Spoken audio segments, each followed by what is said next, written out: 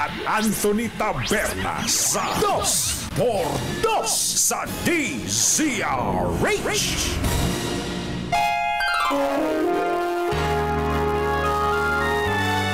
Kauna-unahan sa Pilipinas. NBC Manila Broadcasting Company. DZRH. Member, kapisanan ng mga broadcaster ng Pilipinas. Member KBP, oras! Eksakto, en punto. 6:03.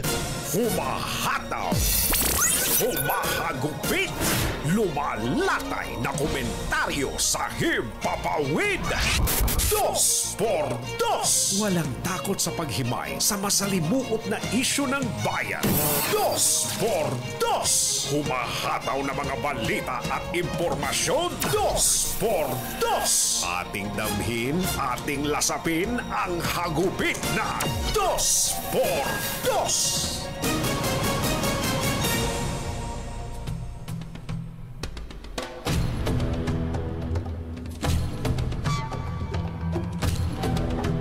Hindi raw po loyalty check ang command conference ng Pangulo sa Camp Crame sa gitna ng maingay na politika at lumalalang hidwaan ng Pangulo at ng pangalawang Pangulo. Sa isinagawang command conference sa Camp Crame, inilatag ng Pangulo ang ilang kautusan kabilang ang pagpapaigting sa kampanya laban sa pogo, illegal na droga at krimen. Iniutos nito ang pagsasagawa ng maramihang operasyon laban sa mga pogo na patuloy na nag-ooperate sa bansa sa kabila ng natitirang 2 araw bago kansilahin ang lahat ng lisensya ng mga ito. Mahigpit din ang direktiba ng Pangulo sa PNP na tutukan ang paglaban sa child exploitation at cybercrime, gayon din ang pagbibigay seguridad sa 2025 midterm elections. Isyu ng bayan, isyu ng katotohanan. Dos por Dos. At maitim ang balak, magtago ka na. Dos por Dos. Si Jerry at si Anthony narito na. Dos por Dos. Hahataw ng todo, urado ka. Dos por Dos. Ang katotohanan dala nila. Dos por Dos. Walang sinasamba pali, maniwala ka. Dos por Dos. Hataw ng gusto, tol, umasa ka. Dos por Dos. Dos por Dos.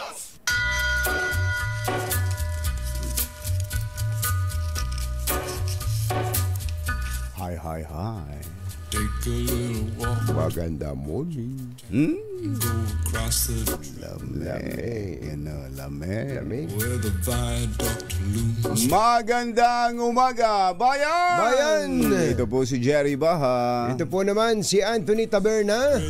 Muli pong sumasa inyo ang 2x2 sa umagang ito ng Friday! Yuhuu! Friday the 13th. Ayaw nga pala, no? Friday the 13th. Ano ba ito? Malas o swerte? Swerte. Palagay ko swerte ito. Swerte. Lalo na doon sa mga swerte sa raffle. Magandang umaga pala kay Igan. Igan. Igan. Saka kay Alan. Si Alan, Nako, napaka suswerte sa raffle ng mga iyan. Ano. Pero mukhang rig eh. Kung bachero eh. Mukhang halatang Ilagyan ng pingas eh. Kumusta kayo mga textmates, mga text partners? Hindi naman ang pakiramdam man ng mga hindi nananalo eh. Oo, parang sa eleksyon. Pag natalo, dinaya. Ganon. Dinaya. Wala namang natalo eh. Kaya nga. Dinaya. Ayun. Kayo pa'y ganyan din ang boses ngayon. Bedroom voice. Bedroom voice. Dahil kulang sa tulog. Dahil sa mga kainan, party-party. At inuumaga sa traffic. Inuumaga sa lansangan dahil sa sobrang traffic. Okay mag-alala at ano lang naman yan? Mga ilang araw lang naman yan. Araw, mga 3 linggo lang yan. 3 linggo hanggang bago lang mag 25. Ayan, bago lang magpasko. Ayan.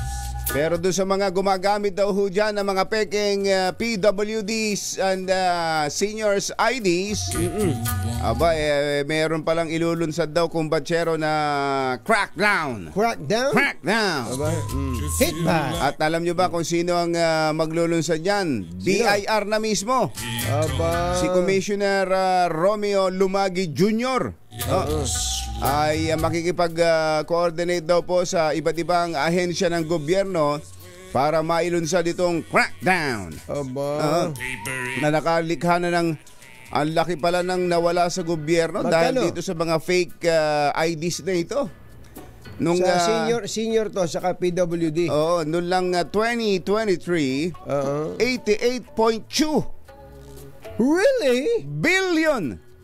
Grabe pala. Grabe pala ito. 88.2 billion pesos daw po ang nawala sa pamahalaan dahil sa mga fake PWDs and seniors IDs. At tanong siguro ninyo, paano naman nawala ng gobyerno dyan? Oo. Sa paggamit ng PWD saka senior ID na peke? Narito po. Narito po ang sinabi ni Junior. Junior. si BIR Commissioner, Junior. Lumagi Jr. People ang tao who sell and use fake PWD IDs na nagbebenta at gumagamit ng peking PWD IDs ay not only committing tax evasion, ay hindi lamang gumagawa ng krimeng pag-iwas sa batas, they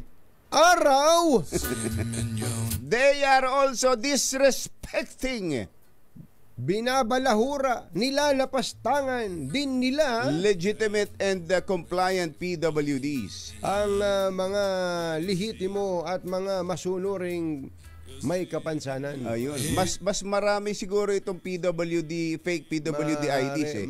Kasi pag senior, mahalata ka agad kapag hindi pa senior. Napagkakamala na ako senior eh. Ganun ba? Meron namang senior na ayaw pa rin kilalanin. Yung may mga masusungit na tindera. Ugod-ugod na nga yung senior. Ayaw pa nila. Asan ID mo? Hanapan pa ng ID. The discount given by law to PWDs, ang diskwentong ibinibigay ng batas sa mga may kapansanan, is for the improvement of their well-being, ay para sa ikabubuti ng kanilang kapakanan and easing of their financial burden. Para mapagaan ang kanilang mga gastusin. It is not some common discount card that is accessible to the general public. Hindi ito basta-basta lang na discount card gaya sa Sogo. Yan. Maaaring makuha ng kahit na sino. Ayan. Ang dami ho kasi niyan yun nga kasi lumawak din kasi ng lumawak ang yung kahulugan ng PWD. So, yung dati kasi pagka sinabing PWD, kailangan makita mong physical disability. May kulang sa katawan, tama. o kaya hindi nakakalakad ng maayos, hindi nakakakita, hindi nakakarinig, hindi nagsasalita. Ayun. Ngayon masyado nang in-expand kumbatsero May narinig ako hindi makatulog. May PWD ID. Hirap matulog. May PWD ID. Bira, ang dami niyan. Baka pwede naman umuunti na lang ngayon yan dahil sa pinaiinom ni Kong Angel. Mabuti na lang at may supply ka pa. Wala ka na ba? Wala na eh. Yun ang problema. Alam mo, kaya medyo hirap akong matulog ngayon eh. Baka hirap ka dahil sa party. Di ba? Hindi hirap lang makatulog. PWD na. Pambirang patis naman. Meron akong sleep apnea eh. Ano ba yun? Ayun na nga. Hindi nga alam nung anong tawag doon? Nung nagko-coordinate na nag-i-evaluate. Nung hindi niya malaman at para hindi malamang hindi niya alam. Oo nga. Kawawa ka naman. Ito na ID mo. Sa Bacolod do, may ginagawa na silang mahusay na sistema magaling dyan. to si Mayor Albi Benitez. Mayor Albi Siguro na Benitez. Mayor Albi Benitez, parang gaming lang yan eh. Parang gaming lang yan. Numbers game lang yan. Numbers game lang yan. Dapat totoo nga. KYC. Ayan, know your client. Doon daw sa 12, Engineer Tony Nanggel. Engineer Tony Nanggel, may PWD o Senior ID ka na. ba? Doon sa Bacolod daw, Bacolod City, na meron more than 12,000 PWDs. Nung simulan na nila ipatupad yung QR code, yes. bumaba ng 8,000. Bumaba laking sa bagay, 8,000. So 30% ang fake. manloloko lang. Tapos nung makita nila, maraming taga City Hall. Ay, pambihirang pati. So Tingnan mo nga naman. Ibig sabihin, may mga trabahong maayos, kumikita, yung iba nga may kaya naman talaga, pero gustong-gustong nakaka-discount sa PWDs. Parang tuwan-tuwa sila na nakalalamang sila sa kapwa. Kaya alam niyo naman ng PWDs, mga kababayan, hindi lang po 20% discount ang nakukuha. Parang senior citizen din eh. Meron pang exemption din sa VAT eh. So bukod doon sa discount, meron pang VAT. Kaya ang total na, kung di ako nagkakamali, mga 28-29% ang mawawala eh. Mababawas eh. Ba? Pareho na sila na senior citizen. Paki-correct lang po ako, baka nagkakamali naman ako dyan. Pero ang senior citizen, merong exemption sa VAT, meron pang 20% discount. Ang PWDs, mukhang iginayan eh. I-check po namin mabuti ni Kumbachero. Pero yun ay linawin natin, hindi ho pinapasan yun ng tindahan o ng business establishment. Dapat hindi. Dapat yun eh nagiging tax deductible. Kaya nga, Kumbachero, ang tanong natin kanina, paano namang malulugi ang gobyerno ng magkano yung sinabi ni Commissioner 88.2 billion noong 2023. Ganito po kasi yon, kapag ka po nagbigay ng diskwento ang establishment, kaya po kinukuha ID eh. Kaya kinukuha yung ID, kaya po kinukuha pa nga yung number nung inililista yan. Kasi po, ang establishment na nakarehistro, isinasubmit po yan sa BIR. At idinideklara po yan bilang deductible. So yung halimbawa yung 28 pesos na natipid ng isang PWDs, yung 28 pesos na yon, mababawas yon sa babayarang tax ng business establishment na yon. Mababawas sa Kumbachero. Eto nga pala, 20% yung PWDs are entitled to benefits and 20% discount and exemption from value-added tax on specific goods and services. Yan ang sinasabi natin, Kumbachero. Meron ganun nga pala. Ang dapat lang po, ito, mga establishments na nakikinig po sa atin, ay mga may-ari at mga empleyado, ang dapat lang talagang pumalag dyan sa PWD discount na yan, kung tutuusin, yung po mga establishments na hindi nagbabayad ng buwis. Wala kayong karapatang pumalag. Wala kayong karapatang pumalag. Magreklamo. Kasi Kumbachero, tinan mo. Dahil hindi pala kayo rehistrado. Halimbawa po, yung isang, ano ba yung bilihan na yung nakasisiguro, gamot ay laging bago. Watson, tama. Mercury. Para hindi na hindi ba, lagi pa katakot-takot na. Hirap na hirap yung senior citizen. Talagang ang tagal-tagal lang nakatayo doon dahil ang haba ng pila. So, nadagdagan na nga sakit ng senior citizen sa katakot-takot na tanungan pa, etc. Samantala, pwede namang ideklara nung establishment at ang gobyerno ang magbabayad. Hindi naman silang papasan nun. Hindi naman sa kanila eh. Mga taga-Mercury. Nakita ko yan, Kumbachero. Nakakakita ako ng ganyan. Kapag ako'y bumibili ng gamot sa Mercury. Subukan mo namang magpunta sa, halimbawa, pumunta ka sa isang bakery. Bakery. Mary Grace ba yan? Piatos. Halimbawa, Kumbachero, punta ka sa isang bakery na sa kanto lang. Ang daming bumibili. Subukan mo sabihin, oy, senior citizen nga pala, PW, baka pwedeng maka-discount ako. asbaran pa kita eh. Sasabihin nung walang discount dito. Ayun, dahil kasi hindi naman nakarehistro yung bakery. Ayun. Hindi naman. Kaya yun ang talagang pwedeng pumalag doon. Pero dahil hindi nga siya nakarehistro. Dahil hindi siya nakarehistro. Dapat magparehistro siya. Kung sila naman ay nagbabayad talaga ng buwis, di ba? Yung iba naman kumbatsero, wag niyo namang abusuhin. Halimbawa, yung senior citizen, siya nang libre. Siya nang libre. Dahil pera ng senior citizen ngayon, siya lang ang maraming pera. May pension na, may negosyo pa. May ayuda pa. May ayuda pa, etc. Manlilibre. 10 sila. Tapos sasabihin niya, etong senior citizen ID ko, kung nakagumasos ng 5,000, dapat ang discount ko dyan ay 1,000 pesos. Hindi po ganon. Hindi naman ganon. Yung kaya nyo lang i-consume nung isang senior citizen. Ang ginagawa dyan ng kumbachero, dinidivide. Sa 10. 10.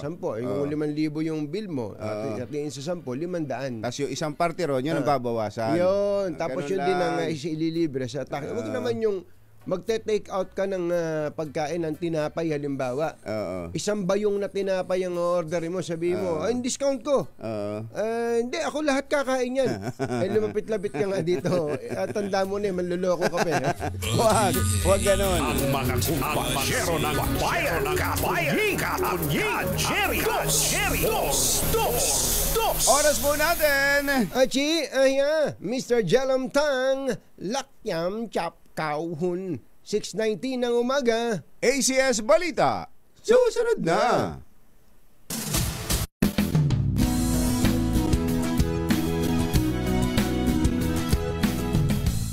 Wow, ang saya. Isang barangay na labada, puro mancha pa. Goodbye, pahinga. Mommy, isang laba lang yan sa Pride Bar Blue. May powerful stain-away enzymes na malupit sa dumit mancha. At di masakit sa kamay. Isang laba lang yan. Hello, pahinga. Hello, Pride Bar Blue. ACS. BM Extraordinary with MX3.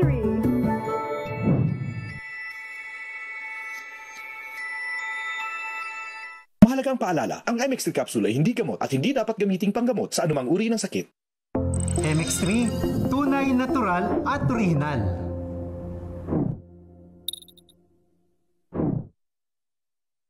Mahalagang paalala, ang MX3 capsule ay hindi gamot at hindi dapat gamiting panggamot sa anumang uri ng sakit. Tanggaling-galing mo, Smart dishwashing paste ko. Pritong ulam na masebo, lalo ng kaldero. Tanggaling for everyday. Ganyan pag Smart ang dishwashing paste. May double tanggaling formula. Tanggal ang sebo, tanggal ang bakterya. Bahit para walang bahit, linis fantastic sa metal at plastic. Number 1 ko to. Tanggaling-galing mo, Smart dishwashing paste. ACS. Ng ACS Manufacturing Corporation, ISO certified, maker of world-class quality Pride detergent.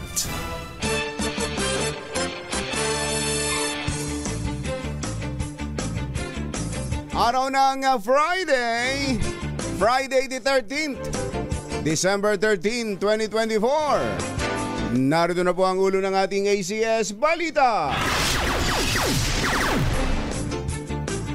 Kauna-unahang glass walkway sa Pilipinas bubuksan na sa publiko. Pinakamalaking Jollibee store binuksan sa Vietnam. Oba. Singil sa tubig ng Maynilad at Manila Water tataas sa susunod na taon. Zero budget ng PhilHealth ipinagtanggol ng Senado. Hepe ng Makati Police at ilang tauhan sinibak matapos ireklamo ng isang kongresista. 14 na Boy Scouts na kuryente sa Jamboree sa Zamboanga City, 3 patay. Magandang umaga Luzon, Visayas, Mindanao. Good morning Philippines! Hello world!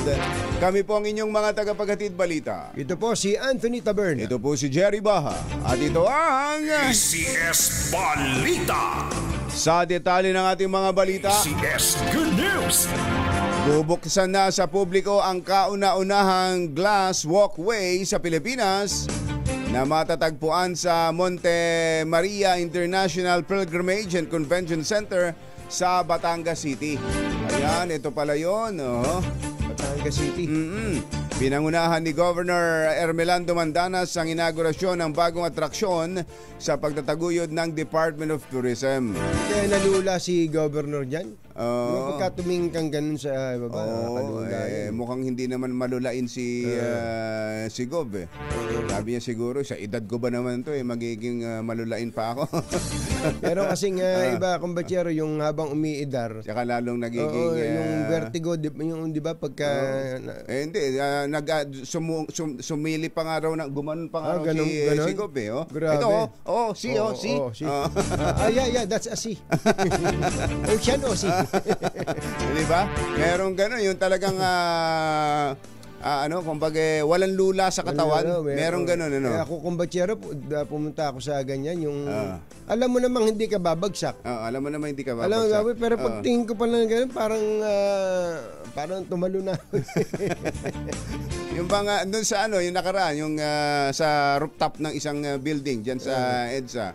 Hindi ako makalapit doon sa sa may Salamin kasi Barandilla. Kita mo yung may ganun talaga, nakakalula yan eh. Parang hinuhugot yung talampakan ko. Parang may nararamdaman ako. Di ba? Pero yung iba, si Gov daw hindi. Si Gov daw hindi. Ikaw naman kasi Gov, porket may hawak-hawak ang kamay na hawak kamay. Pinangunahan ni Governor Ermelando Mandanas ang inaugurasyon. Ito pala ay 3 pulgadang kapal ng sahig. Makapal. Na salamin ng walkway o transparent glass floor. At ito'y nag-aalok ng nakamamanghang tanawin sa himpapawid ng Batangas Bay. At isang nakakaingganyong digital aquarium na nagpapakita ng mayamang marine biodiversity ng Verde Island Passage, kabilang ang mga corals at isda. Ayun. Ang glass walk na kilala rin sa tawag na Monte Maria Miracle Walk ay umaabot sa 118 meters at may taas itong 45 meters. Alas 6:25 ng umaga, bida ang saya sa Vietnam. Ito'y dahil binuksan na ika-200 sangay ng Jollibee sa naturang bansa na siyang pinakamalaking international market ng nasabing homegrown fast food giant.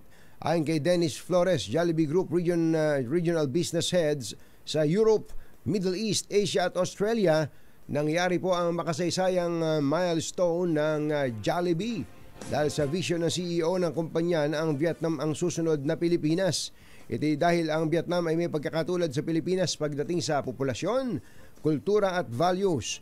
Unang nagbukas ang Jollibee Foods Corporation ng Sangay sa Vietnam noong 2005. Nadagdagan ng 50 branches noong 2014 at umabot sa 100 noong 2017 hanggang maging 200 na ang tindahan ng Jollibee sa Vietnam noong ngayon 2024. Ayun. Sa mga bibiyahin ng Vietnam, ang daming tour packages sa Vietnam na ino-offer dito sa atin sa Pilipinas, kumbatsero. Kaya tinan mo, makakabalit si Colonel James Brillantes, tinan mo. Kagagaling lang ng Vietnam.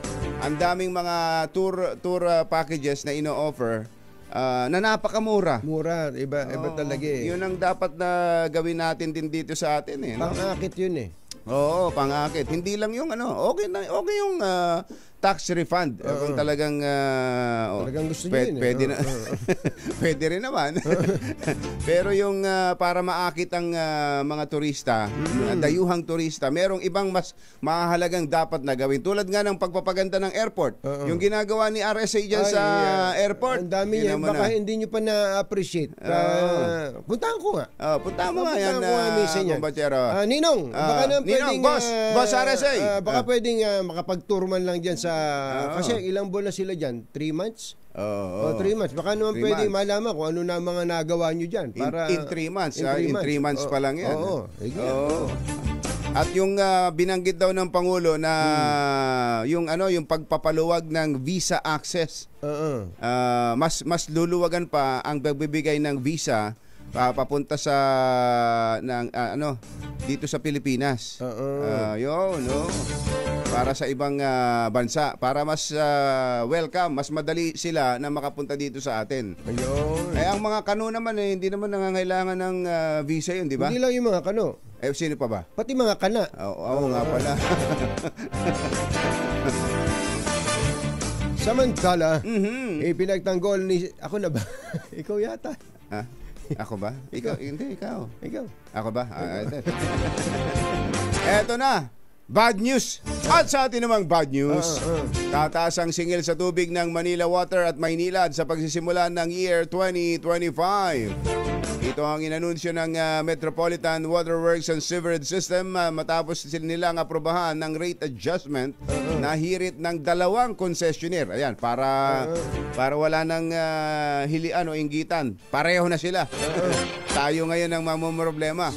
Ayon po sa MWSS, 8 pesos and 11 centavos per cubic meter na dagdag sa singil sa konsumo ng tubig sa mga business establishments habang 7.32 per cubic meter ang taas sa mga residential.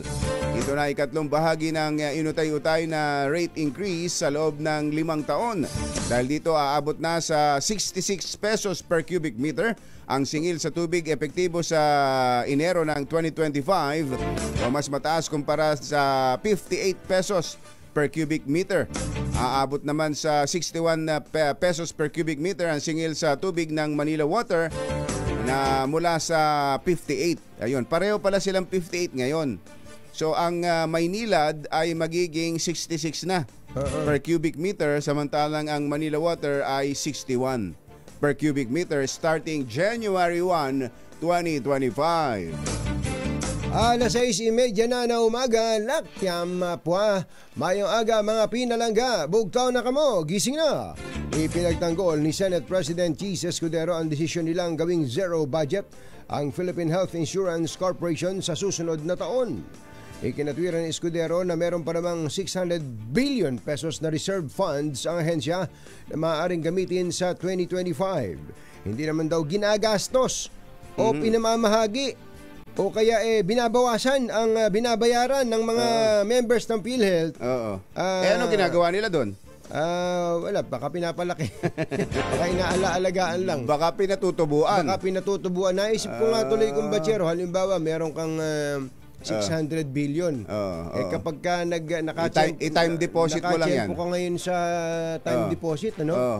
Iwan mo na lang sa yung going rate na mga 4% net na. Hindi, meron akong natanong no isang araw, 5% net, kumbachero. Ngayon. Hanggang ngayong araw net, na lang daw na to. Ayun, kasi tataas na. Kailangan maglagay ka na, gano'n. Hindi, 5%, diba? 600 billion, 5%. That's 30 billion, kumbachero. 30 billion. 30 billion. In 1 year. In 1 year. 5% per annum. Per annum, 30 billion. Halimbawa, kung sabihin nung bangko, boss, sa iyo na 1% dito. Nagkamot-kamot pa. Nagkamot pa ng baba. Boss, sa iyo na 1% dito. Pero iko natin. Ba't naman 1% lang? Di ba masyado naman maliit yan? 1.2%. Sige. Isip-isipin po niyo mga kababayan. Di ko lang yun. Pero boss, wag mo kwento nakatali ito hindi mo pwedeng galawin. Teka, kailangan ng mga taga-PhilHealth, ng mga members, bawasan na. Ikaw mo ng paraan. Sabi mo, yung mga naman, para ka namang apakahina mo naman. Tapos, sino ba yung mahina na yun? Boss, paano naniningil yung mga doktor saka yung mga ospital? I-hold mo lang. Sabihin mo lang, harapan mo lang ng maraming dahilan, dokumento. Mali-mali lang yung pangalan. Ganun lang. Taga-bangko pala yung nagturo. Kung buhay ito. Na-imagine nyo po ba yung isang ilang kumpanya, nakatakot-takot ang pera. Tuloy-tuloy po ang daloy ng pera dyan, ha?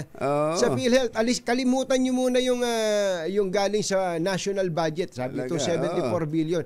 Yung pong pumapasok na pera sa PhilHealth, araw-araw, sabihin na natin araw-araw dahil hindi naman pag kinalta sa iyo ng A15, hindi naman pasok sa kanila. May kwan yan mayroong schedule yan Araw-araw, may pumapasok na pera sa PhilHealth. Lahat ng may kakayanang magbayad na sinisingil empleyado. Diba? Magkano na babayad ko sa PhilHealth? Parang mga 3.5 na yata bayad ko sa PhilHealth. Parang 3.5 na yata. Diba? Kasi sa akin kasi isang taon na binabayaran ka agad. Isang diretso, isang taon na. Diba? Habang lumalaki kahit pa paano yung sweldo mo, yun ang kinakalta sa iyo ng kumpanya. Tuloy-tuloy ang pasok ng pera. Tapos hindi ginagamit. Kaya mag-iisip ka ng kung bakit ganun. Di ba, bakit? Kaya, tapos ngayon may mga naghahabol, mayroon para gustong pumunta ng korte kumbatsero para ewan ko kung sino ididemanda nila na siniro ang budget ng PhilHealth. Siniro yung subsidy. Siniro yung subsidy, tinigilan muna itong subsidy. Pagbibigay ng para subsidy. Para lang ipamukha sa PhilHealth na gastusin niyo pera yun, dami-dami yung pera. Ganun yun, hindi naman mababawasan ng benepisyo natin Kasi ang daming ang pwedeng expand na benepisyo kung batsero. Yun ang hinihintay natin. Ay nako. Alas 6:34 ang ating oras. Buenos dias con todos mga Chabacano. Gising na ba kayo? May isang hindi magandang balita ho dyan sa Zamboanga. Patay ang 3 Boy Scout habang 11 iba pang sugatan matapos makuryente habang nagtatayo ng tent na bahagi ng kanilang aktibidad sa Jamboree na idinaos sa Climaco Freedom Park sa Pasonanca, Zamboanga City. Ayon sa City Disaster Risk Reduction and Management Office, inililipat ng mga Boy Scout ang kanilang tent nang maaksidenteng madikit sa live wire. Naku. Dahilan para sila makuryente. Ang mga nasawi po ay kinilalang sina Kevin Igid, Joffrey Ateliano at Alvin Gaspar. Ito'y mga dead on arrival ho sa ospital. Dahil sa pangyayari, kinansela na ng lokal na pamahalaan ang 4 araw sanang aktibidad na nilahukan ng nasa 1,000 participants. ACS Balita. Magandang umaga sa mga taga Department of Agriculture, Secretary Francisco Tiu Laurel, good morning. At kay Undersecretary Monchet Laranyo. Ay, Monchet. Ayun, na-promote ka na natin, Monchet, sa amin ni Kumbachero, Undersecretary Monchet Laranyo. Si Miguel Aguirre, Yola Limcanco, Herman Unida at Jay Morales. Mukhang nagkakabangayan sa sa House. Ang sabi kasi daw ni Secretary Francisco Tiu Laurel, Kumbachero, wala kaming magagawa sa mga rice profiteers na yan. Yung mga nag-aabuso, yung nasa rice cartel, yung rice cartel. Yan, sa rice cartel. Sabi po ni Stella Ruiz, Congresswoman Stella Kimbo, hindi, meron, nasa batas po. Sa ginawa namin batas, meron kayong kapangyarihan. Ano raw yun? Nasa batas nga daw na pwedeng i-revoke ng DA ang lisensya, etc. nitong mga nagsasamantala sa rice trading. Oo nga naman, pwede yun. At yun nga palang pinag-uusapan natin nung isang araw kung batsero na sana ibalik yung di ba nung una ang plano ang NFA ay lalabas na ng bigas para sa Kadiwa. Kadiwa Center na ibebenta nila ng 38 pesos. 38, yun yung sabi natin. Hindi, yun yung gagawin na gagawin na. Pero ang sinabi natin, bakit sa Kadiwa lang? Ba't hindi natin ibalik sa mga palengke? Sa mga palengke. Para may competition. Yun kasi nawala binawal yan sa ilalim ng rice tarification law. Pero yun din pala ang hinihiling na ngayon ni Secretary Francisco Tiu Laurel. Na bigyan ng kapangyarihan ang NFA na makapagbenta na rin ng bigas sa merkado. Ibalik yung dating sistema na may NFA rice tayong nabibili sa mga pamilihan. Yun, doon sa pamamaraan na yun, palagay ko, magkakaroon ng competition ang commercial, mahahatak nun ang presyo. Kaya hindi tulad ngayon, kahit anong gawin, ayaw bumaba ng presyo ngayon. Sasakit ng ulo ngayon ng mga nagsasamantala.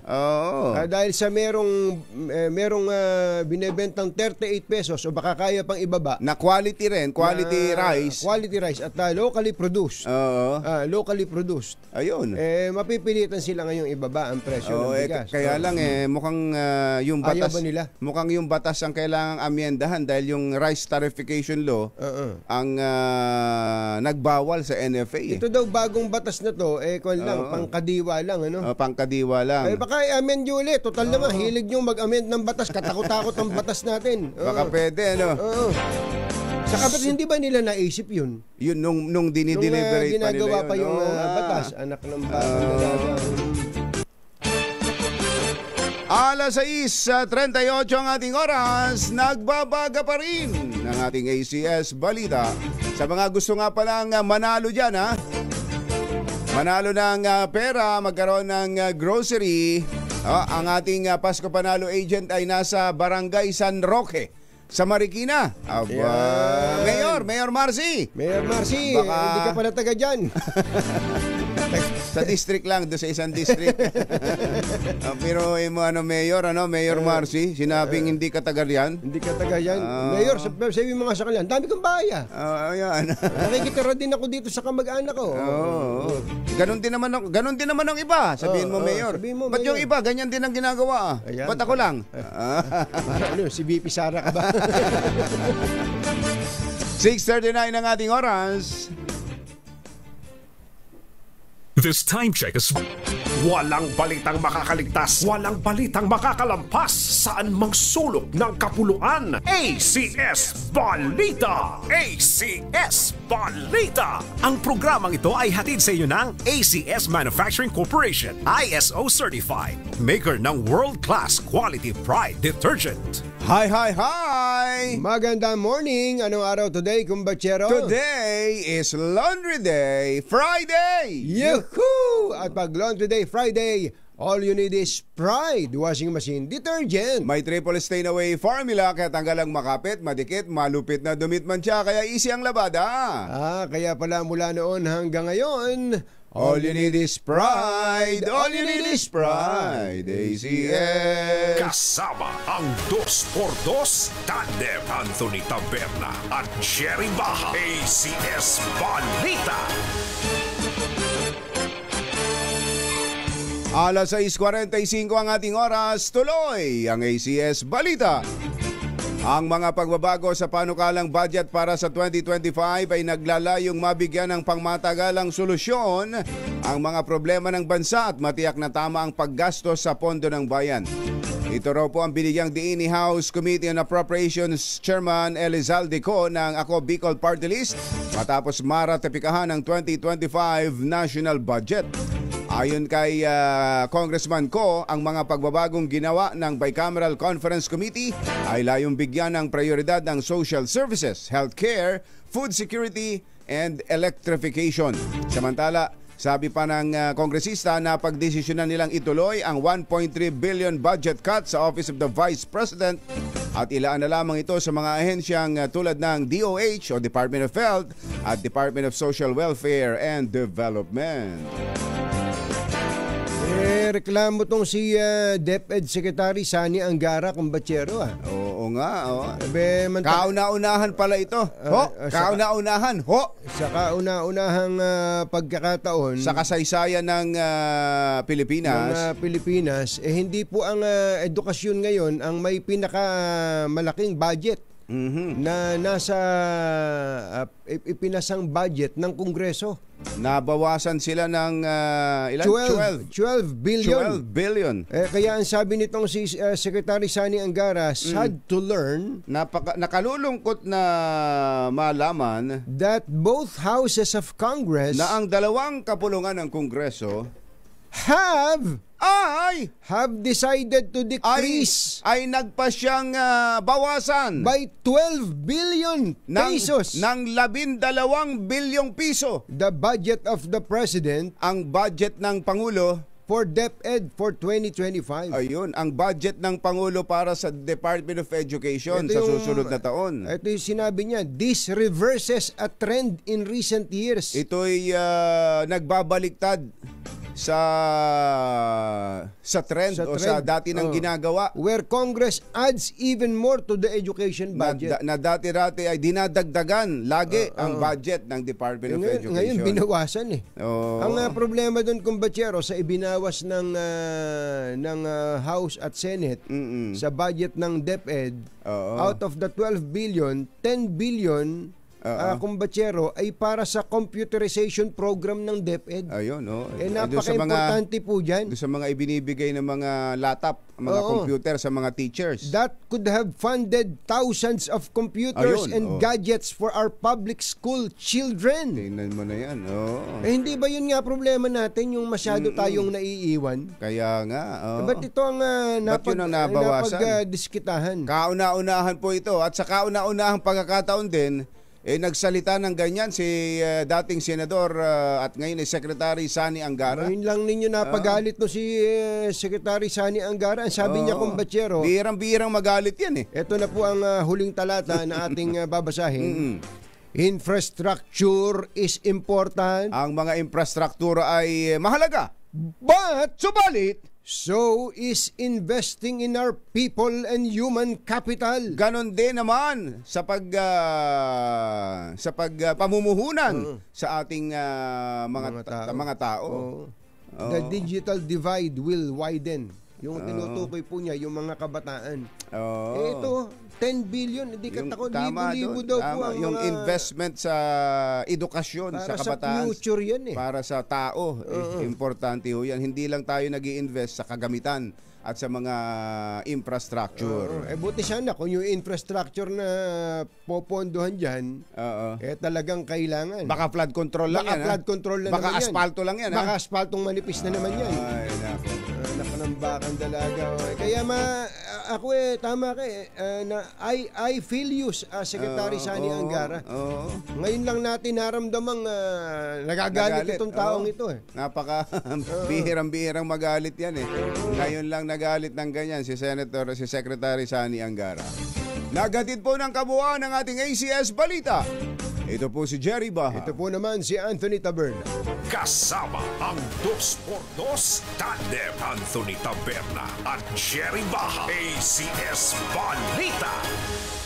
Balitang makatotohanan. Balitang maaasahan. ACS Balita. Ang programang ito ay hatid sa inyo ng ACS Manufacturing Corporation, ISO certified, maker ng world-class quality Pride detergent. Kaya maitim ang balak mo ka na! Anthony Taberna, Jerry Baha,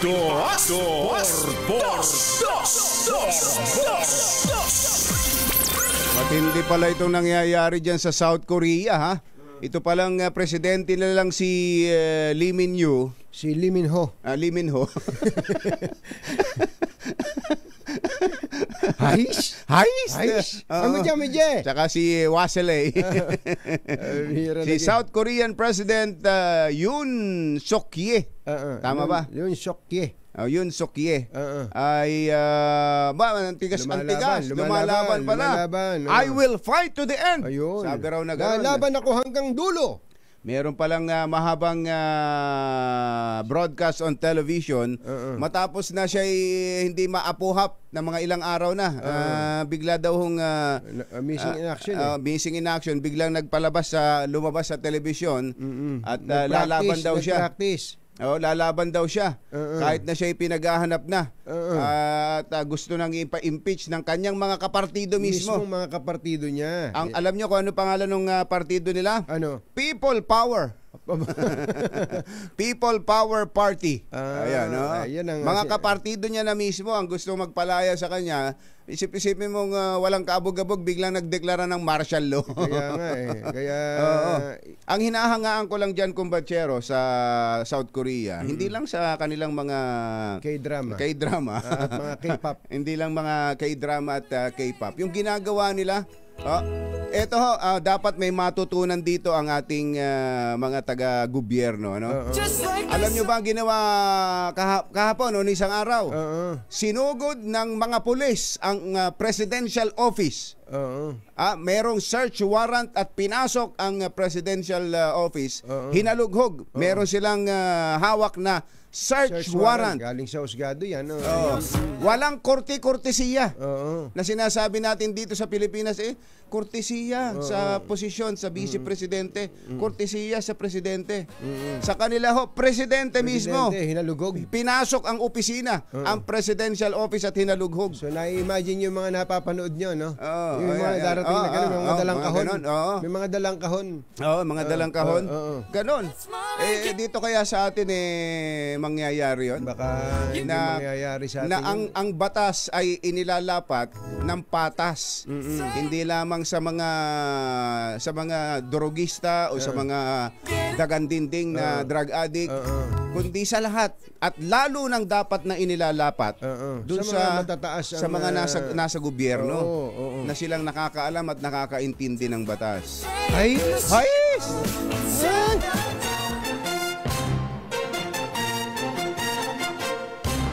Tonying at Ka-Jerry. Anthony Taberna, Jerry Baha, ang samahang pinatibay na ng panahon. 2x2. Actually, kumbachero, bago lang tayo mamigay ng pera, budget pera pa rin naman tong babanggitin natin. Ano kaya ang paliwanag ng leadership ng liderato ng both houses of Congress doon sa ginawa nila sa DepEd, ano? Oo, dapat magpaliwanag sila dyan. At saka saan nila dinala? Saan nila dinala yung 12 billion? Normally, malalaman mo kung saan inilipat Bago maghurumentado si Secretary Sani Angara sa sobrang inis, sa sobrang galit, dapat may paliwanag na dyan ang dalawang kapulungan ng Kongreso. Bycam na yan, hindi natin pwede sabihin, mga congressman yan. Hindi, mga senador yan. Hindi. Silang lahat na yan. Saka ni-ratify lahat ni-ratify nila Ito pong Bycam report, ni-ratify na. Ibig sabihin po, ay binigyan po ng imprimatur ng buong Senado at ng buong House of Representatives. Ano ang acceptable and reasonable na justification ng pwede dyan sa ginawang yan. Baka naman meron. Hintayin natin sa mga Congress leaders natin. Eto na ang ating Pasko Panalo, paring Het. Panalo ang Pasko sa Teaser H. Dahil sa Pasko Panalo, mas malakas promo. Puntahan na natin ang location ng ating roving team. Namamasko po. Barangay San Roque, Marikina City. Sherwin, go, go, go! Anthony, Jerry, nandito tayo sa Barangay San Roque sa Marikina City para alamin at tuntunin kung totoo ngang taga dito sa lugar na ito. Anak at lumaki ang kanilang mayor, Marcy Chodoro. Ano ba ang district yan? District 1 to, no? District 1 to. District 1 to. Totoo ba na si Marcy Chodoro ay taga dito sa San Roque? Opo, totoo po na lihitimon taga San Roque po, Mabini. Andiyan po ang mga magulang niya sa Mabini nakatira. Paano nyo nalaman ang mga bagay na ito? Dahil po sa pagpunta-punta ko dito sa Marikina, 1977 na ako, estudyante pa ho yan ng misis ko sa Masat. Masat, Marikina Science and Technology. Dito nag-aral sa Marikina. Sa Masat po. Sa Masat. Santa Elena. Sa Santa Elena nag-aral pero dito lumaki sa Barangay San Roque. Yun nga, yung pagkakalang ko, San Roque. San Roque. Diyan din pinanganak. Anong masasabi nyo? Wala siya. Wala akong masasabi sa panunungkulan niya. Wala siya masasabi. Ito, anong masasabi nyo po? Maayos. Mais na mayor. Mais na mayor. Hindi, yung kamong ano. Kung saan nakatira.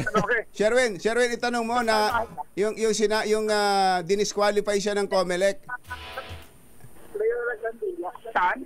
Loyola Gran Villas ba yun? Ano yun? Doon. Doon na nakatira? Sa Loyola. Doon na. Doon po ata. Ayun, Marikina pa rin yun. Marikina pa yun. Marikina pa rin yun. Ano? Ang tutusin, Marikina. Kaya lang, ba't nagkaroon ng ganong... isang taon, anim na mo. Yung residency, sinasabi. Oo. Ang usapin, kung talagang tahal na taga Marikina, tahal na taga Marikina daw, sabi ng mga tao rito sa Barangay San Roque, ito si Marcy Chodoro. At dyan mismo, pinaghahanap natin yun. Sherwin, dyan ba mismo sa District 1 tumatakbong congressman si Mayor Marcy? Dito ba siya tumatakbo? Opo, dito po siya tumatakbo. Na congressman? District 1. Ayun, District 1. May tanong pa tayo dyan, Sherwin. Tumitira pa ba dyan si Mayor Marcy? Hindi na po. Sa Loyola Grand Villas po ata. Anong na lang yung nakatira dito sa Mabini. Anong district po yung Loyola Grand Villas naman? Yung lugar ng mayayaman. District 2 ata. District 2. Dalawa lang naman district yan Ayun. Parang sakop na unang tumana Yun na yung pagkakano. District 2. Yun. District 2 na. Dali. Paano yun? Paano yun? Dinidisqualify dyan si... This call will be recorded. Nilipat na daw sa District 1 ulit. So... Dinisqualify. Paano yan? Didisqualify daw. Anong reaction ninyo dito sa pagkaka-disqualify? Masakit po sa loob namin na ma-disqualified siya. Yan po ang pinakamagaling na mayor dito sa Marikina. Matulungin. Masipag. No? Talagang lumulusong sa baha pagdating ng totoo naman. Napakabait ho niya. Yung iba, Sherwin. Yung ibang mayor. Solid Blue, Maan and Marcy kami. Yun. Yung isa pa, Sherwin. Na ang mga taga-Marikina. Sherwin, yung isa, yung katabi. Baka naman ibang... Ikaw, Solid Red. Solid Blue. Solid. Ba't naka-red ka?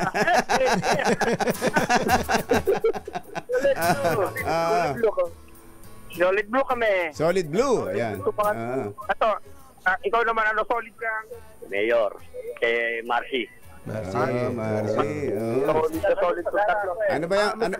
Kung sakali man matotoo yun na disqualified po si Mayor Marcy at wala nang pag-asang tumakbo pang congressman sa District 1. Siguro ang mga tao mag-aalsa balutan. Talagang hindi nila kayang hindi na madidip yung pagkawala ni Mayor Marcy. Alam ko yun kung pero hindi ko po yan sana nga dahil pinaglalaban namin ng ni Marcy. Ano ba yung maagang huntahan na yan ng mga taga Marikina, Sherwin, na nakita mo? Ano ba yan? Ano ba yung tambayan na yan? Repair shop. Repair shop. Kaya naman, lahat ng bagay, binubuting-ting, pati isong pambayan, kanilang pinag-uusapan, binubuting-ting itong nakikinig sa DZRH. Tignan mo na may radyo niya, nasa lapag. Nasa lapag man ang radyo, pero ang kanilang diwa at kanilang puso, nasa itaas. Kanilang pinaglalaban ang kanilang nararamdaman. DZRH. Tignan mo? Kung ano-ano sinasabi. Hindi ba tinatanong? Kung ano-ano sinasabi. Ano pangalan, Sherwin? Ano pangalan mo po? Nelson D. Chavez. D. Chavez. Tatay Nelson, palagi ka nakatune in sa DZRH. Pero yung tignan mo yan, lahat ng mga nire-repair dito. Ang dami Lahat ng klase na nire-repair dito. Bakit ang dami? Bakit ang dami? Ano ba yan? Hindi ma-repair? Hindi niya magawa. Iba hindi naki-claim then wala akong issue, wala akong paglagyan. Akala ko hindi niyo magawa hindi niyo ma-repair. Ang dami. Repair yung TV. Hanggang ngayon, sa luma na, hindi pa nagagawa. Plancha, gumagawa ba siyang plancha? Yan, lahat yan may mga may-ari at ayan, dami electric pa, no? Lala ko tuloy itong Tito Vic and Joey, nag-repair ng plancha. yung hawakan na uminit. Washing machine. Second hand TV. Pati dito mga pinaparapol sa mga Christmas party. Second hand electric fan. Ayan, Second hand karaoke. O mga ganyan dapat na pinararapol. Second hand microwave. Ayun, dahil palagi ka nakikinig sa DZRH. Sino paborito mong announcer sa DZRH?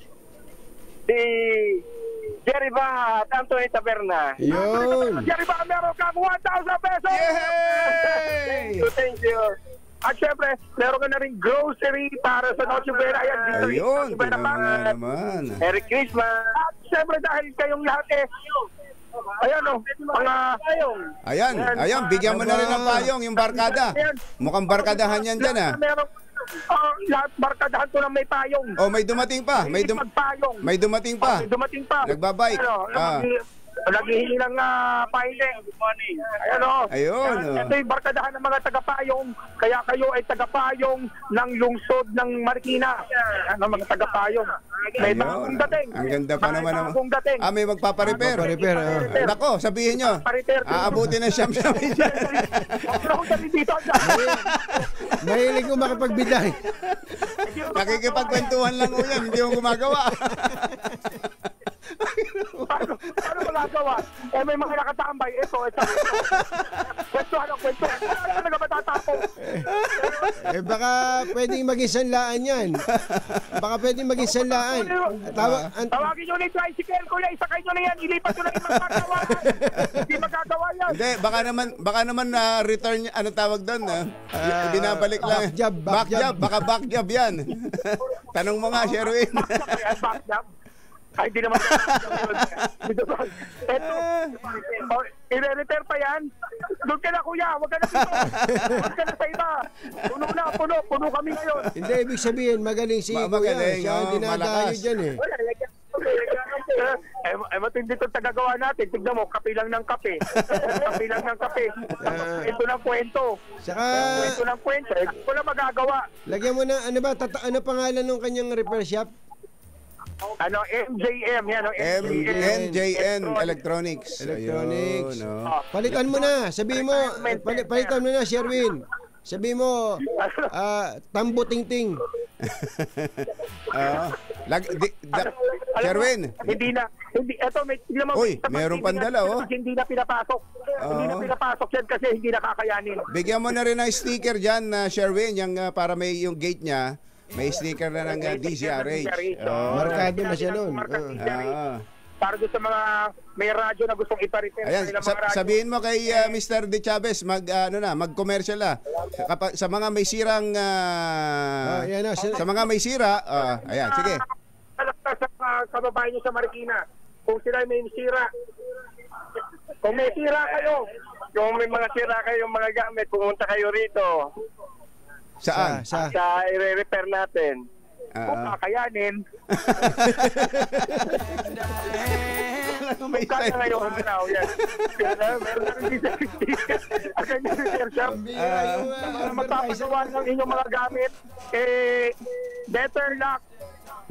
Kung aabot kayo sa schedule namin dahil punuan kami ngayon, try nyo na siguro next year. Kaya yan.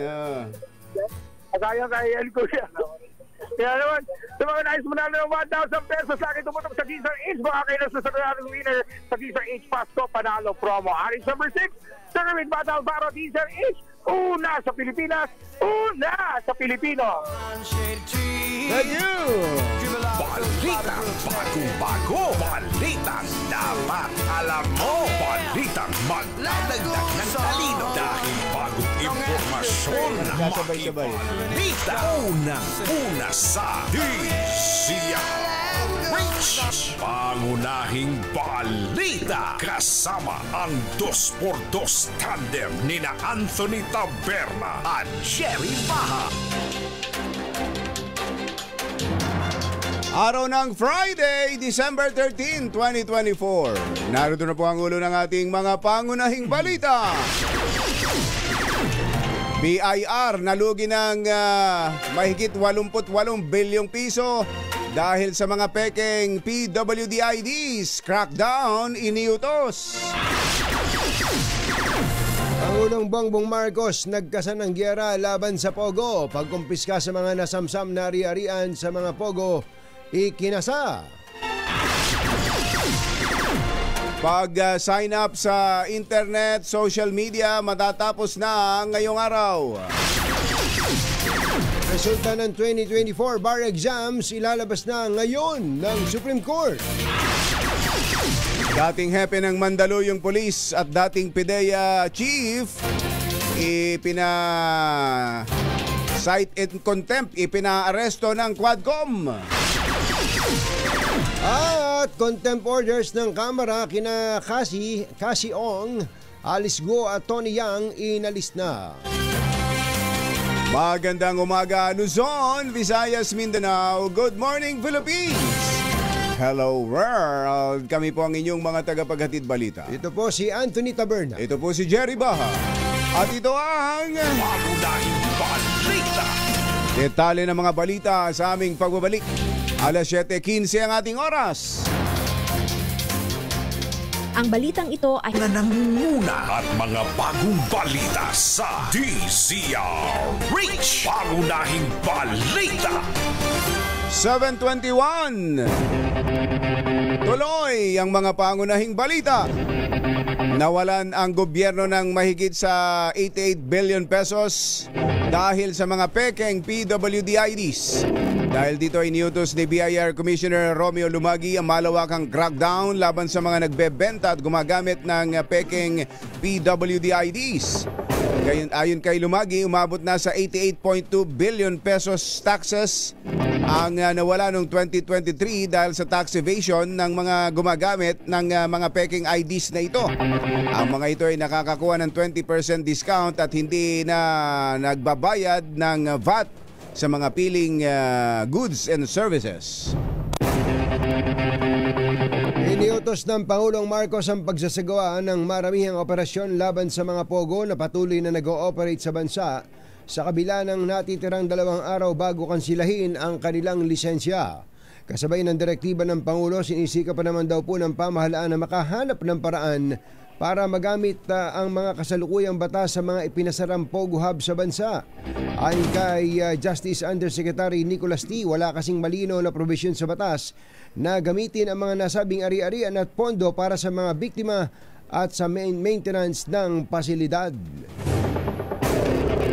Hanggang ngayong araw na lamang merong maaring magpa-register o mag-register ang lahat ng mga political aspirants at party list groups ng kanilang social media accounts online-based campaign platforms. Gate ng COMELEC, hindi na palalawagin pa ang deadline ngayong araw na ito, December 13. Kaugnay niyan, kausapin natin si COMELEC Chair George Garcia. Mr. Chairman, magandang morning! Magandang morning po, Katunying, Ka Jerry. Magandang morning din po sa mga kababayan natin. Opo. Ito hong pag-sign up sa ng kanilang mga social media accounts, hanggang ngayon na lang wala na hong extension ito, Chairman. Tama po kayo, Ka Jerry. Huwag na po nating sanayin para doon sa mga kandidato at sa mga political parties yung sarili natin na laging i-extend naman yan, naman yan. Alam niyo po, kung napansin niyo po, yung present COMELEC, hindi po kami nag-i-extend ng ating po mga deadline sapagkat na mas maganda po yan na maitanim sa isipan ng lahat na pag po may deadline. At hindi yung lagi na lang i-extend. Tama. Naman po, as of kahapon, talaga naman po napakadami na mga nagparehistro ng kanilang mga social media accounts. At natutuwa tayo sapagkat nagko-comply, sumusunod yung mga kandidato at mga political parties. Ano po ba mangyayari pag hindi naka-register yung accounts, social media accounts na nagagamitin nila sa kampanya?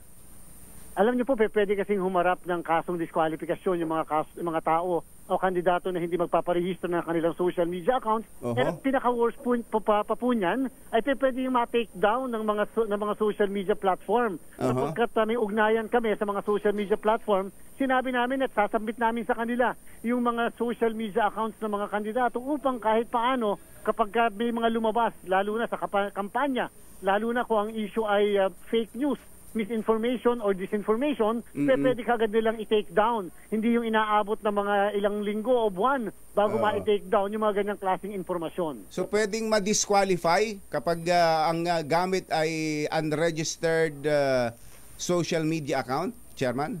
Opo, kasi ang sinasabi natin, patakaran po kasi yan ng COMELEC. And therefore, nakalagay po kasi sa Omnibus Election Code na ang hindi susunod o susuway po sa patakaran ng COMELEC ay pwede humarap sa kasong disqualification at in fact nga po yan pwede maging kasong election offense. Ito po ibabala lang naman sa lahat.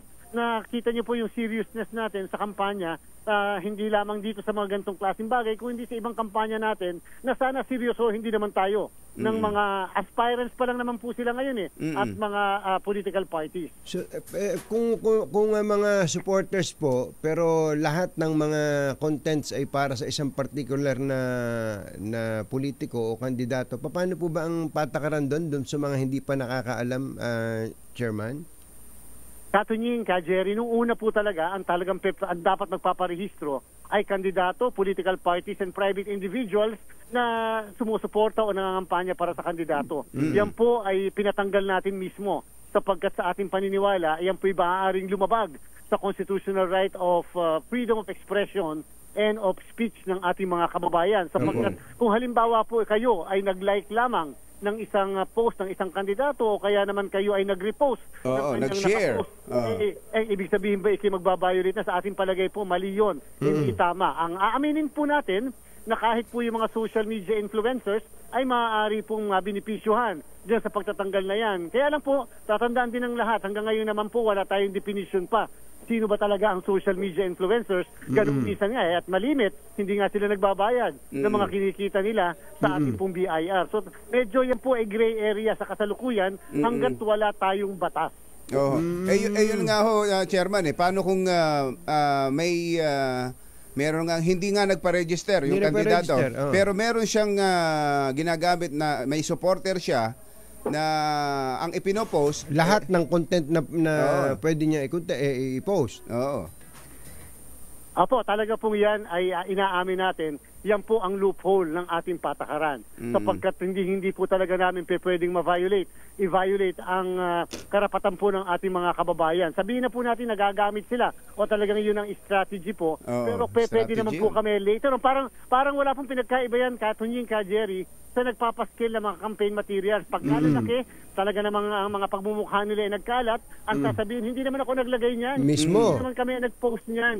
Pwede namin sabihin, oo nga, hindi nga ikaw nag-post, ikaw naman na nabibinipisyuhan. So pwede po namin i-presume na ikaw yan at sa iyo yan sapagkat ikaw mismo ang nakalatag doon sa mismong social media account o yung pagmumukha mo, ikaw mismo ang nabibinipisyuhan yan. Baka ang takbuhan nga po nun, yung nabanggit nyo kaninang parang magiging depensa nila, hindi, supporter ako niya. Meron akong freedom of expression. O pwede naman po namin, Katunying, ipatanggal yung post nila o post yung sa social media account na yan sa ating po mga platform. Kasi tatandaan natin sa bandang huli, ang may final na control dito sa mga ganitong klaseng platform ay hindi po ang COMELEC. Kung hindi yung mga platforms po kasi, tatandaan din po natin na ito yung isang community na tinatawag, meron silang sariling standards, meron silang sariling panuntunan kung ano yung i-take down o hindi. Minsan po nagtatanga ka tayo, wala ka namang na-i-post na ganyan, bigla ka na lang na-take down. O kaya naman, meron namang talaga ipinaglalaban mo, dapat i-take down, ayaw naman nila i-take down. Po yung isang medyo unique din sa ating sitwasyon na sa kawalan ng batas, patungkol sa bagay na yan, yan po ay nakadepende sa kanilang diskresyon. Kaya kami po yung nakipag-ugnayan sa kanila, may MOA po kami sa kanila upang kahit paano, medyo sumunod naman sila sa amin. Medyo, medyo it's complicated. Complex po itong problema na to, Chairman. Especially yung mga trolls. Yung mga ginagamit nilang mga wala, inaabangan na lang mambas o kaya manirang puri na hindi mo naman mapanagot dahil sa mga dummy accounts, mga fictitious names ang ginagamit, aso ang profile picture. Kaya nga yung total nakakausap nyo pala yung mga nasa yung mga nasa social media platforms na yan. Meron po kaming iminumungkahi ni Kumbachero dito na ayaw pansinin ng mga mambabatas pero ngayon napapansin nila dahil sila na ngayon ang subject ng mga katakot-takot na paninirang puri etc. Hindi naman nila maidemanda. Sino ididemanda nila? Ang aming pumungkahi, Chairman, baka po pagka kayo ang nagpasimuno ay umusad, kung meron mang gustong magbukas ng social media account ng multiple accounts 1, 2, 3, 4 o kahit hanggang 10. Pero kailangan bago siya makapagbukas ay magpepresenta siya ng kanyang totoong identification. Valid ID. Valid identification para pagka meron po tayong hinabol na naninirang puri, kasinungalingan, malisyoso, etc., ay meron po tayong mapapanagot, Mr. Chairman. Opo. Tama po yun. Ayan po ipaparating natin sa social media platforms na kausap natin. 3 pong malalaki ito. In fact, meron na po tayong initial victory. May 2 po dyan na nagsabi, hindi kami tatanggap ng part ng political ads. Sabi po nila, kahit na anong klaseng political ads, we will refuse and refrain. Number 2, yung naman number 3, sabi niya, tatanggap kami pero meron kaming political ads library, pwede nyo makita kaagad. Kung magkano ang ginastos, kung ilang kung saan ka na-place, kung magkano. So, pero dyan po binabanggit ni Katunying, napakaganda po suggestion yan kasi atin po ipaparating din. Kaya nga lang po, again, ang culprit talaga dito, Katunying, Jerry, wala tayong social media regulation law in our country. Opo, ang COMELEC lang talagang nag-a-attempt lang kami ngayon. This is historic first time. Nag-a-attempt po kami, baka sakali naman, kahit paano, malimit lang ang regulasyon. Ang TV, radyo, dyaryo, highly regulated during the campaign. Pero bakit ang social media hindi? It's about time na magkaroon na yan. At, especially dun sa issue ng accountability, Mr. Chairman. Yung accountability kasi grabe eh. Mag-implement lang ng KYC ang mga social media na yan. I-present yung ID bago maka-register ng account. Baka pag Saka doon malalaman mapipinpoint mo din, Chairman, kung sino yung talagang hindi naman may mga kababayan kasi tayo na kahit na hindi naman nila naiintindihan yung pinag-uusapan, kung ano-ano na pinagsasasabi, ayun nga yung sinasabi ko mapanirang puri na yung bang tanga lang, Chairman, tanga lang talaga. Hindi nila alam na wala palang saysay mga pinagsasasabi nila, nakakapanirang puri pa. So, Chairman, may mga MOA na kayong ganyan, baka naman pwedeng i-level up ninyo in the future. Baka pwedeng mag-push na kayo ng legislation dyan. Oo nga. Alam niyo po, Katunying, tama po. At yan po ay gagawin na natin. Pero ito po ang ating pong paalala lang sa ating mga kababayan kung inyo pong mamarapatin. Alam niyo po, ang ating balita ngayon, nakakagulat. Nung po ako'y umattend sa convention ng kapisanan ng mga broadcaster ng Pilipinas, ang sinasabi po ay napakataas ng porsyento pala ng mga kababayan natin nakarely na sa social media bilang basehan ng kanila pong balita. Alam niyo po, hindi naman po sa binamaliit natin pero nakakatakot po yan. Dapat po natin pagkatiwalaan yung ating mga traditional media tulad ng radyo, TV at dyaryo sapagkat yan po yung nagbabalita ng totoo dahil meron po silang napakataas na ethical standard. Sa social media po, kung anong i-post, hindi po balita yan. Chismis ang madami dyan. At ang iba pa dyan ay mga paninira talaga. Kaya po dapat ay medyo conscious po tayong mga kababayan. Hindi porket na post, balita at totoo. Ayan, si Chairman na mismo nagsabi niyan, ha? Okay, pero kumusta si Mayor Marcy, Chairman? Disqualified na ba talaga siya? Ay hindi pa po, meron pa po siyang karapatan na mag-file ng motion for reconsideration 5 araw at ang sabi po ng aming rules, basta makapag-file ng motion for reconsideration, ang desisyon ay hindi penal at executory. Okay. Ibig sabihin, kung hindi madidesisyonan ang motion for reconsideration on time at nasama ang pangalan sa balota, yun po, makakasama siya bilang kandidato. Kaya po doon sa mga supporters naman niya at sa kanya mismo, ay huwag po sila mag-alala dahil siyempre, hindi pa naman po final ang amin pong naging desisyon. Oo. Linawin nga lang natin, hindi lang para kay Mayor Marcy, pati sa iba. Chairman, ano ba talaga ang rule sa residency? Halimbawa, isang Taal na taga Nueva Ecija. Yan, pero lumipat ng Quezon City. Born and raised in Nueva Ecija. Ano bang rule doon? Kailangan ba bago mag-eleksyon physical na talaga doon siya nakatira? Katunying, Jerry, sa Imelda Romualdez Marcos versus the COMELEC, sinabi ng Korte Suprema, 2 klase ang tinatawag na domicile. Pagka po pinag-usapan ang eleksyon, ang ibig sabihin po ng residency requirement ay sabi ng Korte Suprema, ang ibig sabihin niyan domicile. Ano po ba yung domicile? Dalawang klase. Domicile of origin, yung pinanggalingan, lumaki, pinanganak sa area na yan, or domicile of choice. Ayaw mo na doon sa area na yan, nag-asawa ka na, lumipat ka na, hindi ka na halos umuwi doon sa bahay mo. Yung domicile, ang ibig sabihin pala ay isang tirahan na you have the intention to reside permanently. So kung ikaw ay nag-aaral lang sa isang lugar o nagtatrabaho, pero paminsan-minsan ikay bumabalik naman sa pinanggalingan mo, hindi ka nag-a-abandon ng iyong domicile of origin. Yun pa rin. Pero kung ikaw ay nagparehistro na sa ibang lugar, talagang dito ka na, dito na rin yung trabaho mo, mga anak mo na, andito na lahat, ayan ang po, nag-domicile of choice na. Ibig sabihin, walang nagbabawal na baguhin ang domicile ng isang tao. Pero, prinsipyo, ang isang tao ay meron lang nag-iisang domicile, pero pwede siyang madaming residences. Tulad halimbawa ng mga kongresista natin. 4 na araw sila na isang linggo na andito sa Maynila. May mga tirahan na halimbawa malapit sa Kongreso. Nangangahulugan ba na hindi sila domicile doon sa lugar kung saan sila elected? Pagka po ganun, walang magiging congressman. So sila po ay domicile pa rin doon sa kanilang pinanggalingan kahit na sila ay mahabang panahon na andito sa ibang lugar. Mabalik po tayo kay Congressman, kay Mayor Marcy. Pinanganak daw po ito at may mga nakausap ko kanina yung reporter namin sa San Roque, Barangay San Roque. Doon daw nag-aral mismo. Doon daw po nag-aral, etc. Pero ayun po, District 1 po yun. Andun po yung kanyang nanay.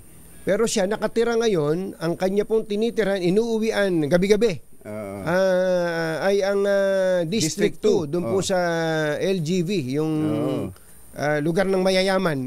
Kaya lang tatakbo siya sa District 1. Tatakbo siya sa District 1. Paano po yung ganon?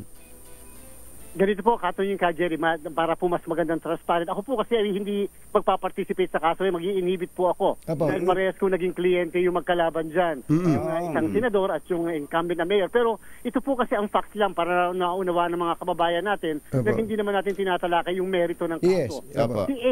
Si A po ay originally nasa District 1. Pagkatapos nitong nakaraang Abril lamang ng taon na ito ay lumipat sa District 2.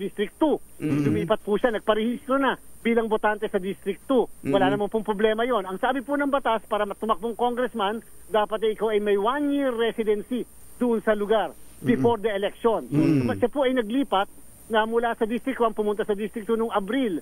Kaya nga lamang po nitong Agosto naman, nitong nakaraang Agosto lamang, ay bigla siyang bumalik muli, nagparehistro muli sa District 1. So ang nagiging katanungan ngayon, yan ba ay merong 1-year residency? At ang sinabi po ng division namin ay wala. Kasi binilang ng division namin yung 1-year residency doon sa August na pagbalik niya muli doon sa 1st District. Ngayon po, siyempre ang isang contention naman na dapat mapag-isipan din, in all fairness din sa kanya, ay ang sabi po kasi, ang purpose ng residency para hindi makatakbo yung mga stranger, yung mga sampid lang sa area. Siyempre ang argument naman niya, hindi ako sampid, hindi ako newcomer, hindi ako stranger dahil dati ako mayor, dati rin akong congressman. So yan po ang pagbabalanse ng mga facts natin. Hihintayin natin ang magiging may motion for reconsideration do sa division tsaka aakyat sa unbank, Chairman. Yes po, NBank po ang pinal na magdidesisyon na dito at ang desisyon po ng NBank ay magiging pinal 5 araw pagkatapos ng desisyon at maliban na lang kung makakakuha ng temporary restraining order yung matatalo ay kaagad na ipapatupad ito ng COMELEC. Ngayon, executory after immediately executory 5 days upon the promulgation sa NBank. Okay, thank you. Thank you, Chairman. Chairman, salamat po. Salamat po. Natunying ka, Jerry, maraming salamat po. Mabuhay, Merry Christmas po. Magandang umaga po sa inyo. Si Chairman George Garcia, COMELEC. Mga nangunguna at mga bagong balita sa DZRH. Pangunahing balita. 7:39.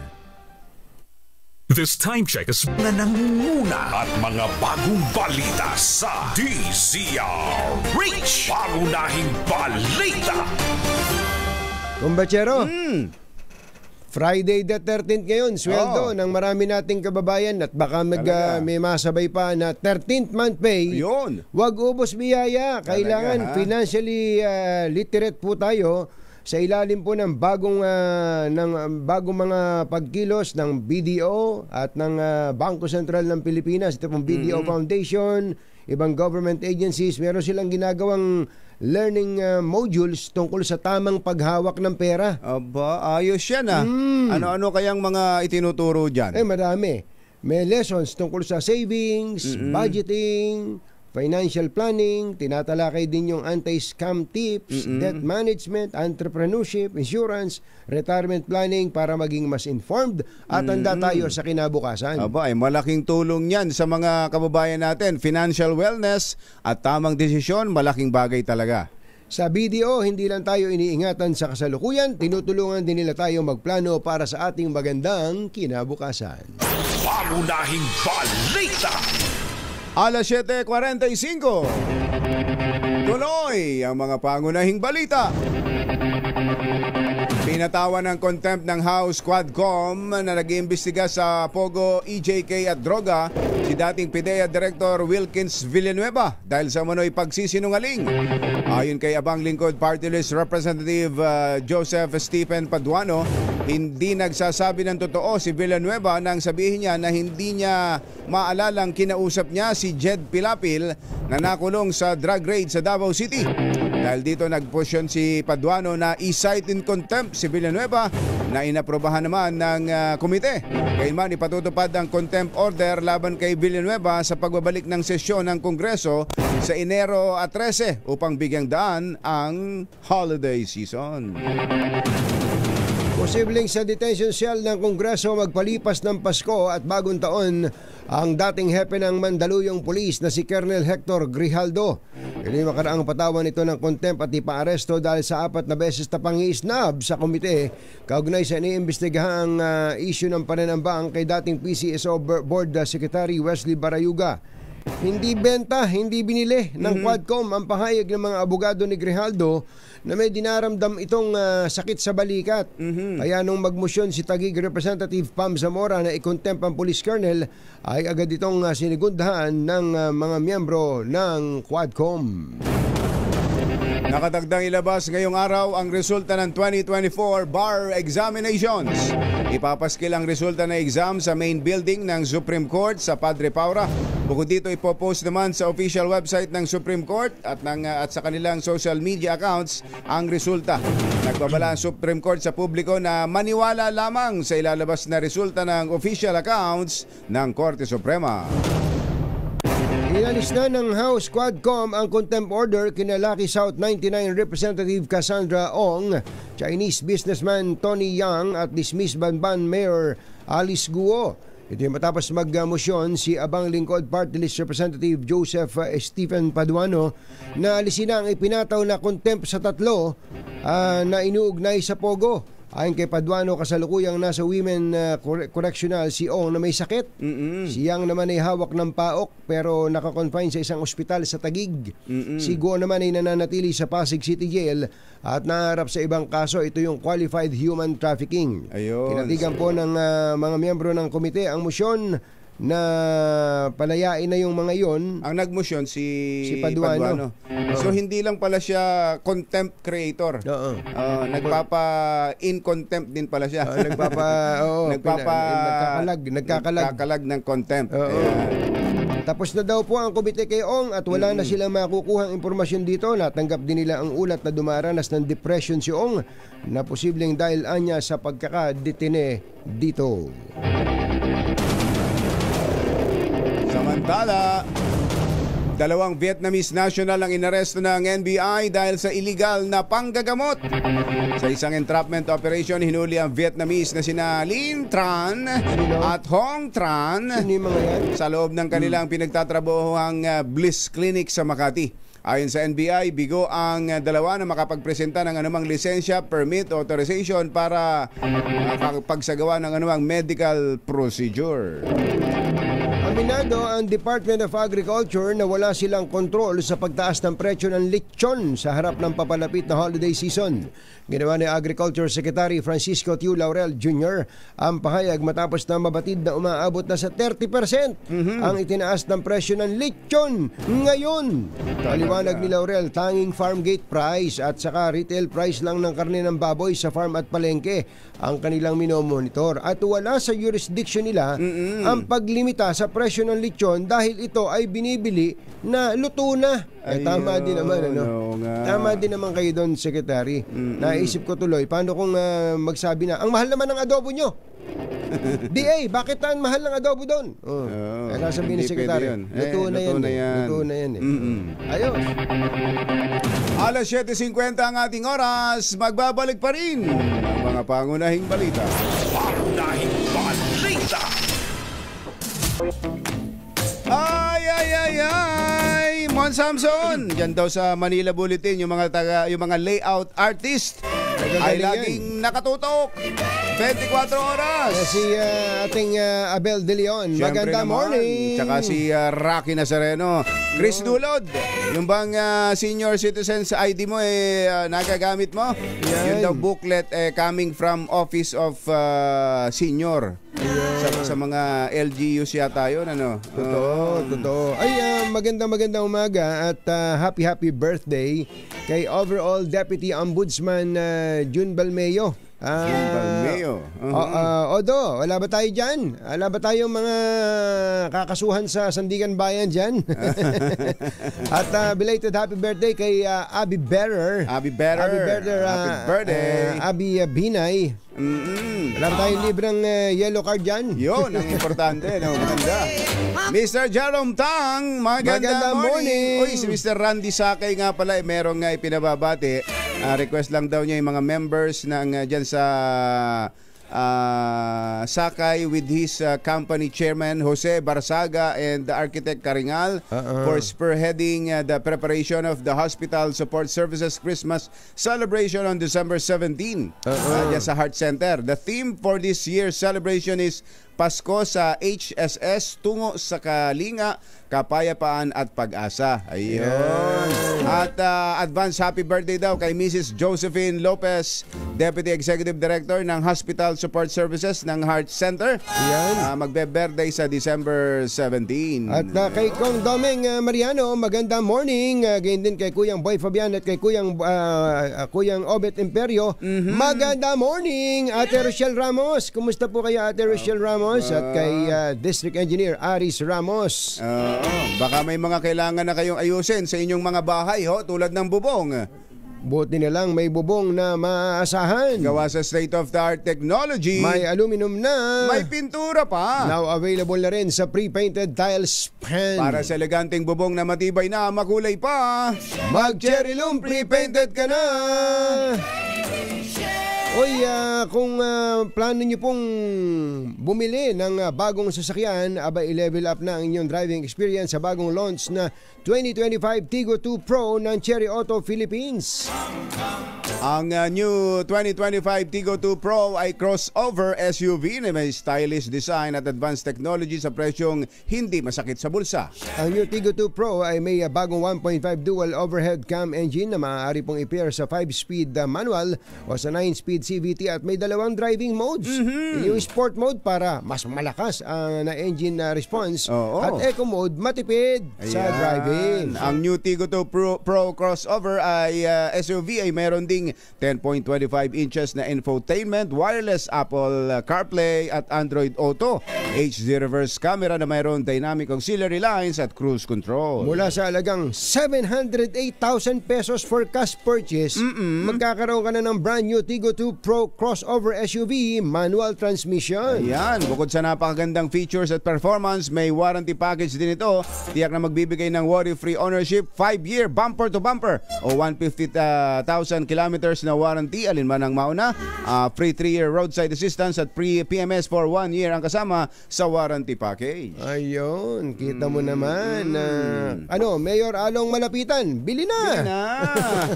Pangunahing balita sa showbiz. Ay, Mr. Morley Alinio, ano ba ang latest kay Andrew E? Kanino ba siya? Kanino ba siya ngayong 2025 elections at sa 2028, sino na ba ang kanyang kakampihan ngayon? Bagong Pilipinas, bagong mukha. Yay! Atid sa atin nating showbiz legend, Morley Alinio. Magandang morning, Morley! Yes! Magandang morning, Luzon, Visayas at Mindanao. Good morning, Ka Jerry at Ka Tunying. Well, tuloy na nga. Yan, napakagaling nga talaga, napakahusay nga. Natuloy at long last ang concert nitong si Andrew E. na ginawa sa New Frontier, na kung saan ang isa sa kanyang sa mga kanyang naging guest ay si Regine Velasquez at itong si Martin Nievera. Well, ang saya-saya at talagang napuno ang New Frontier sa nasabing concert nitong si Andrew E. Ikinagulat ng lahat ang pagbati sa kanya ni Congressman Sam Bersosa, at sinabi na nga na talaga namang ito pa lang si Sam Bersosa ay sinusuportahan niya nga si sa Maynila, sa Maynila si Andrew pala kay Sam. Oo. At gumawa nga ng awitin nitong jingle itong si Sam, itong si Andrew E. Anyway, after kahit na nagsisiksika ng mga tao talaga, ay nagawa pa rin nating kausapin si Andrew E. kung ano ang feeling niya matapos na maging very successful ang kanyang first concert. Pakinggan natin. Asan yung pakikinggan na yan? Ayun, narinig naman namin. Ayos, ang maganda naman.